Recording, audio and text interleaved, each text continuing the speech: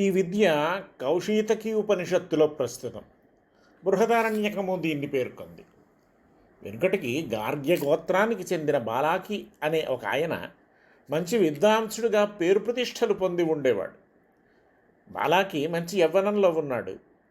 తన వైదుషీ వైభవంతో ఉషీనర, మత్స్య, కురు, పాంచాల, విదేహాది దేశాలు తిరుగుతూ కాశీరాజ్యం చేరుకున్నాడు. అప్పుడు అజాతశత్రువు ఆ దేశపు రాజు. మంచి బ్రహ్మవేత్త ఆయన. బాలాకి అజాతశత్రువు విజ్ఞుడని విన్నాడు. కానీ ఆయన సత్తా శాంతం తెలియదు. వయసు వైదుష్యము బుసలు కొడుతున్నాయేమో, అజాతశత్రువుతో నీకు బ్రహ్మను గూర్చి చెప్పాలనుందయ్యా అన్నాడు. అజాతశత్రువుకు చాలా ఆనందం అనిపించింది. మన సైంటిస్టులంతా ఈవేళ అమెరికాకు పోతున్నట్లు బ్రహ్మజ్ఞానులంతా జనకరాజ సభకు పోతూ ఉండేవారు ఆ రోజుల్లో.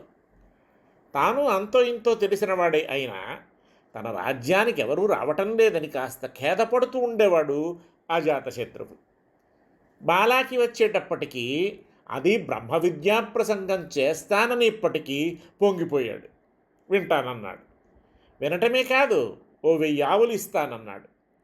బాలాకి ఆనందం కలిగింది. వినేవాడొకడు దొరికాడు. పైపెచ్చు 1000 ఆవులు తానే ఇస్తానంటున్నాడు. ఇంకా ఏం కావాలనుకున్నాడు. ప్రారంభించాడు బ్రహ్మ విద్యా ప్రసంగాన్ని.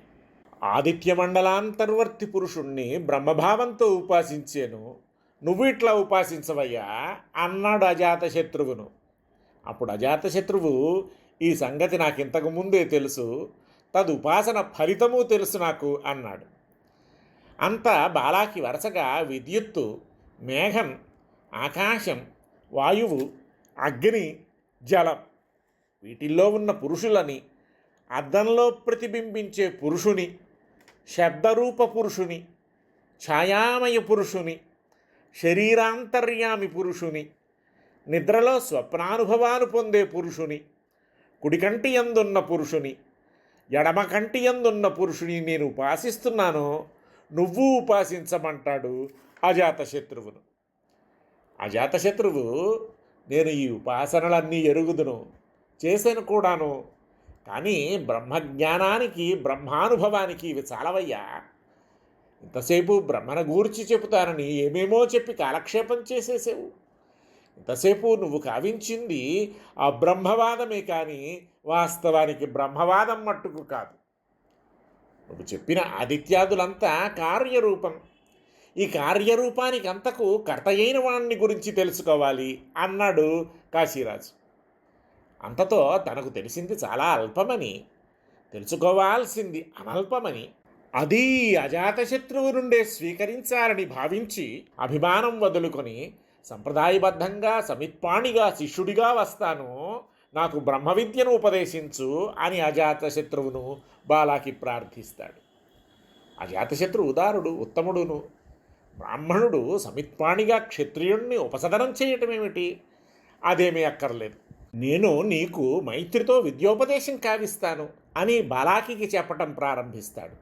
అజాతశత్రువు బాలాకిని ఓ నిద్రిస్తున్న పురుషుని దగ్గరకు తీసుకువెడతాడు.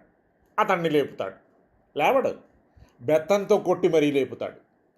నిద్రిస్తున్నవాడు మేల్కొని లేచి నిల్చుంటాడు.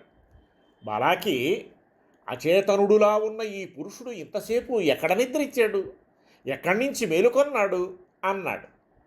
బాలాకి తెలియలేదు. కాశీరాజ్ చెబుతున్నాడు, హృదయ కమలంతో సంబంధించి హితనామక నాడులు అనేకం ఉంటాయి. హృదయం నుంచి శరీరమంతా అవి వ్యాపించి ఉంటాయి. వెంట్రుకలో వయ్యోవంతు ఉంటుంది ఒక్కో నాడి, అనేక వర్ణాలలో ఉంటాయి అవి. ఈ పురుషుడు నిద్రిస్తున్నప్పుడు ఆ నాడుల్లో ఉంటాడు. కలలు లేని నిద్రావస్థలో ప్రాణమందే పరమాత్మయందే ఏకీభావం పొంది ఉంటాడు. అప్పుడు వాక్కు అన్ని పేర్లతో ఈ ప్రాణమందే లీనమై ఉంటుంది. ఇదే శయనించటం, నిద్రించటమును.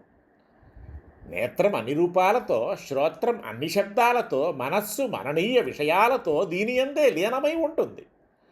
పురుషుడు నిద్రలేస్తున్నప్పుడు ప్రజ్వరిల్లుతున్న అగ్ని నుండి విస్ఫులింగాలు చిమ్మినట్టు పరమాత్మ నుండి వాగాది ప్రాణాలన్నీ బయలుదేరి తమ తమ భోగస్థానాల వైపు పోతాయి. ఇదే జాగ్రత్తావస్థకు రావటం. ఆ దేవతల నుండి నామాదులు వెలికి వస్తాయి. వరలో కత్తి ఒదిగి ఉన్నట్టు హృదయకమలంలో అంగుష్ఠమాత్ర ప్రమాణ పురుష రూపంగా పరమాత్మ ఉంటాడు.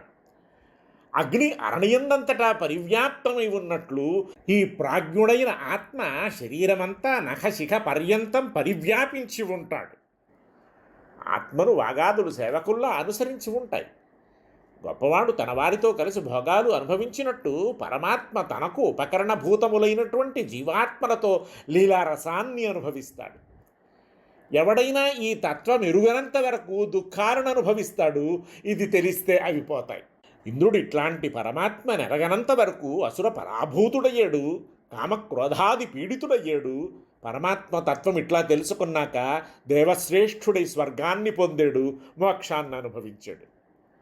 బ్రహ్మ కారణమని, జగత్తంతా తత్కార్యమని, కార్యకారణాల వైభవం తెలుసుకొని తదనురూపంగా బ్రహ్మోపాసనం కావిస్తే స్వర్గం అంటే మోక్షం లభిస్తుందని బాలాకికి అజాత శత్రువు తెలుపుతాడు.